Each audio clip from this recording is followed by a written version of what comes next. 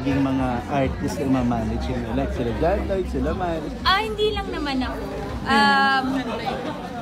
Kaming yung team talaga namin.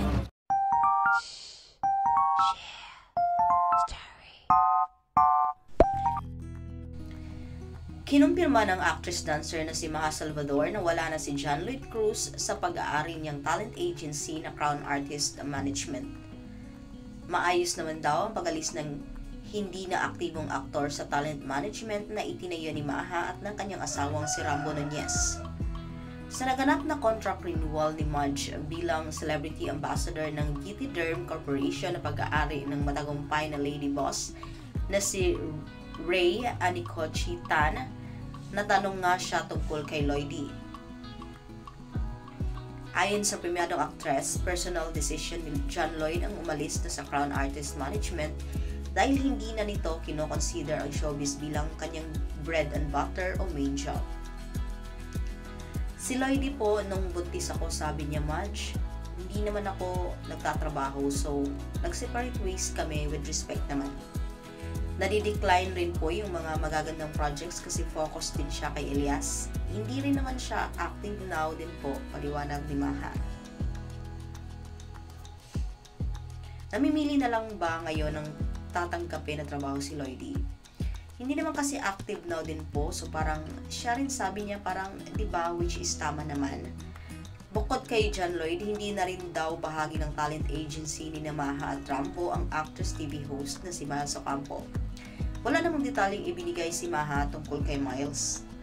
Nung nabuntis ako, thankful kami kay Miss Vania kasi naging party na siya ng pamilya ng Crown.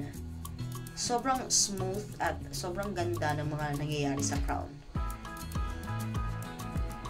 Yung relationship namin ni Rambo, masaya kami dahil may mga nagtitiwala sa management namin kahit kakastart pa lang namin. Saad pa ni Maha, tungkol sa Crown, nakaka-celebrate pa lamang ng 4th anniversary.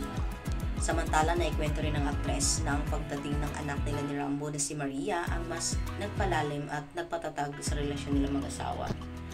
Yung relationship namin ni Rambo, ito yung napakaswerte ko na binigyan ako ni Lord ng isang partner na talagang mahaba yung pasensya, yung iintindihin kung ano yung mga gusto kong gawin. Yung ibibigay, yung kailangan kong oras. Kunyari gusto kong pumunta ng ganito, okay lang ba na maiwan ko sa'yo si Maria? Yung mga ganon, yung meron akong partner na makakaintindi sa akin. Yung kung may topak ako, kasi yung postpartum depression, hindi yata may iiwasan yun. Pero, ano lang naman po yun, konti-konti lang. Yung pag gusto mo ng katahimikan, pero uuwi ka rin agad. Kahit malilimutin ako, ganyan, yung talagang mag-asawa na kami ganyan. Tapos yun, ano naman po siya, masaya siya para sa akin na alam niyang gusto kong bumalik na rin ng work, pahayag ni Maha. Tapos alam din niya na ibabalance ko lang din dahil yun yung sinasabi ko, yung iniintindi niya na ang dami kong gusto, so suportahan lang niya. Gusto kong mag-work pero gusto kong magpakananay, parang lahat ng trip ko sinusuportahan niya, parang sige lang, tapos laging nandyan lang siya sa likod ko. Say pa ni Maha Salvador. Thank you for watching. Manatiling updated, i-click ang subscribe button at notification bell.